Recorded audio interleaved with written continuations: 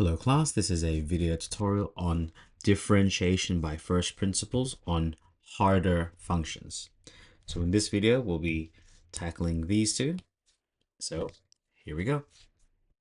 Okay, so for these, I tend to always do f of x plus h separately, just in case there's an expansion that makes it a little bit trickier.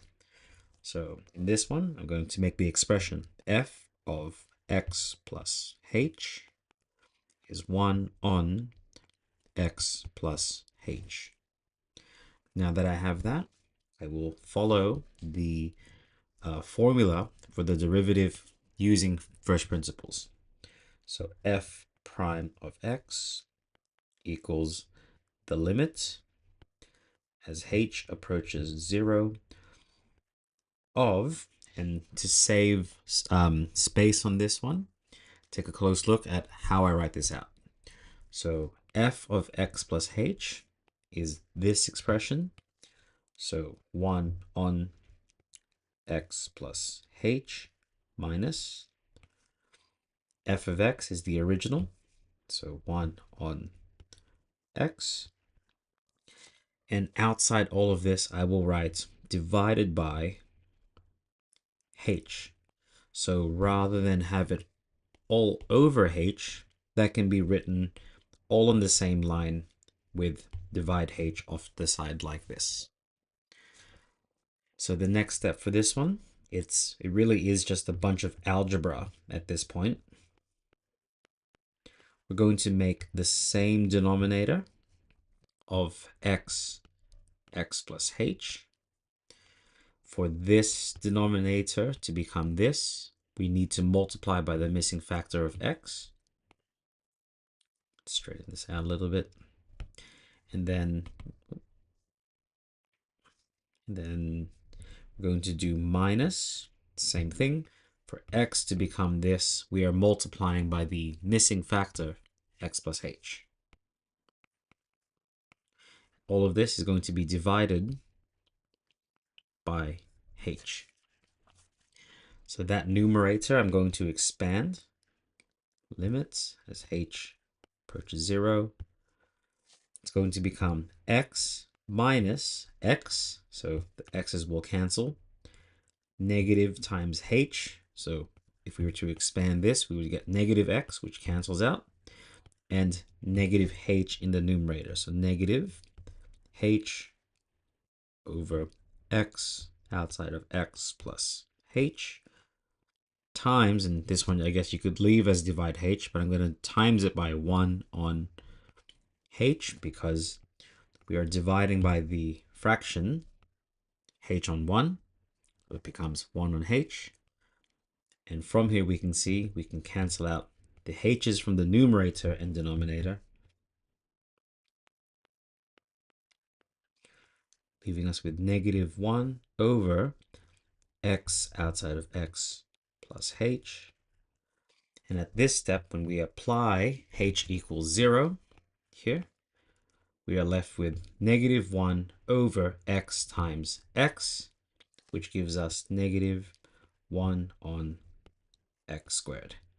So the derivative of 1 on x is negative 1 on x squared. So that's f prime of x. Okay, and there we have it. Now that you've seen this, you can pause and give this one a go. It's essentially the same thing with an extra x squared, which will require an expansion in that denominator. Okay, so here we go. F of x plus h equals 1 on x plus h all squared, which now that I'm looking at this in a different way, I'm going to actually keep it I'm going to keep it factorized like this because this will be in the denominator. So I'll consider what would happen to it later if I need to expand it. So I'm going to leave it like this. So now f prime of x equals the limits as h approaches 0 of f of x plus h. which is this,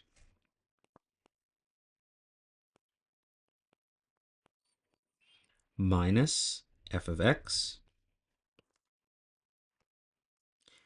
and all of this is divided by h. From here, we continue with the algebra, and I'm glad I didn't expand it because it's easier now to get the lowest common, well, a common denominator of x squared, x plus h all squared. Okay, so from here, this denominator needs x squared. So let's write that out, x squared minus this denominator needs x plus h all squared. And all of this is divided by h on the outside, but I'm going to just write it as 1 on h now, times 1 on h. So I'm glad I didn't expand the denominator, but we will have to expand the numerator at this point.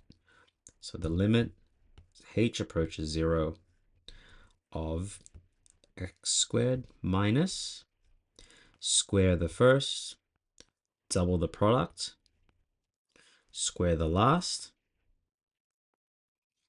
all over the same denominator, x squared, x plus h squared, still timesing by 1 on h. Okay, so from here, I'm now going to expand that bracket. Rather than write it out and cancel, we'll just use some of our mental calculations here.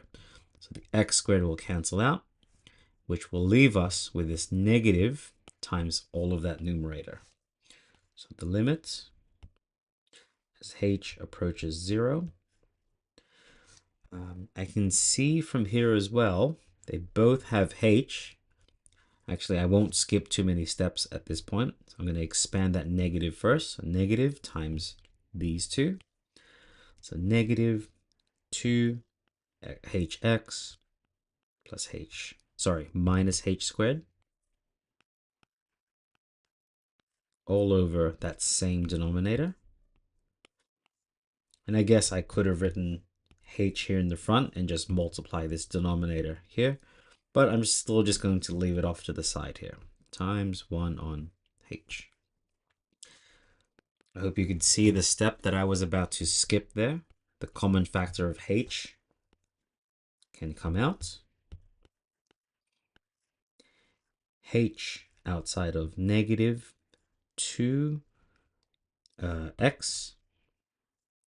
minus h all over the same denominator.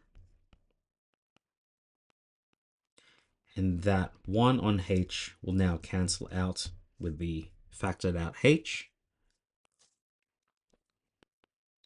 And at any time here, you could probably see a step that could be skipped, like this one. I am going to rewrite this, like so.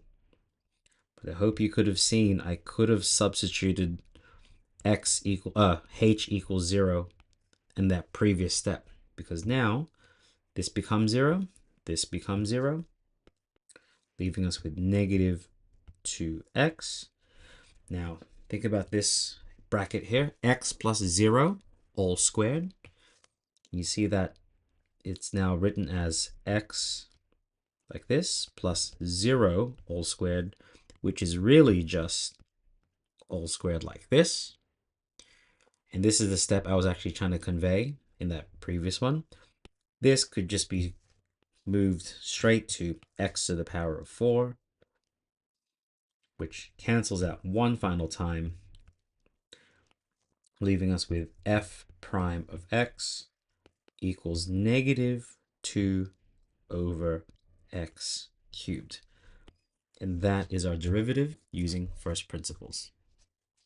So I hope that's giving you an insight into using differentiation by first principles on these hyperbolic functions. I'll see you in the next video where I take on these root or these square root functions. Hope to see you then, and best of luck.